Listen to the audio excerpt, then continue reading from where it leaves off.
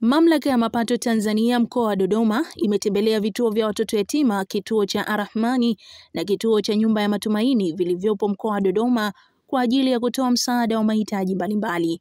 Pendo Lake Elinifasi, meneja wa TRA mkoa wa Dodoma, amesema wametoa msaada huo ili kuwasaidia watoto hao kwani wana uhitaji, hususan katika kipindi hiki tunapoelekea katika sikukuu ya Idi na Pasaka.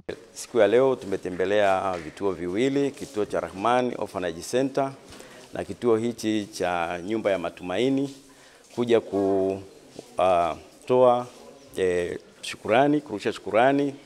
Jamii hii ni sehemu ya walipa kodi wa mamlaka mapato kwa mkoa huu wa Dodoma na kwa Tanzania nzima. Tumekuja kutoa shukrani hizi kwa maana ya kwamba watoto hawa ni watoto wenye uhitaji. Kwa hiyo kwa niaba ya mamlaka mapato, kamishna mkuu alituagiza tuweze kuja kufika hapa na kutoa sadaka kwa ajili ya watoto hawa nao wapate kufurahia sikukuu kama ilivyo watoto wengine. Kwa hiyo leo tumetembelea vituo viwili kwa ajili ya kutoa sadaka kama ambavyo vimeonyeshwa hapa, ili na wao waweze kushiriki katika kusherekea sikukuu kama watoto wengine wanavyosherekea. Labda tu nitoe wito na rai kwa mashirika mengine na jamii kwa ujumla, nao wajitolee kutoa sadaka hizi, kwani watoto hao wana uhitaji nao wangependa kufurahi kama watoto wengine na kusherekea sikukuu. Lakini pia niwapongeze wenye kituo hiki, vituo hivi viwili, kwani nao wamejitoa kuja kuwalea watoto hawa ambao wametoka kwenye mazingira magumu, kwani watoto hawa nao pia wana ndoto za mafanikio na kuwa na maisha mazuri kama watoto wengine. Kwa hiyo niwapongeze sana wa kituo hichi cha Nyumba ya Matumaini pamoja na Rahmani Orphanage Center. Nao viongozi wa vituo hivyo wameshukuru Mamlaka ya Mapato Tanzania TRA kwa msaada waliowapatia, kwani utawasaidia katika kuwahudumia watoto hao.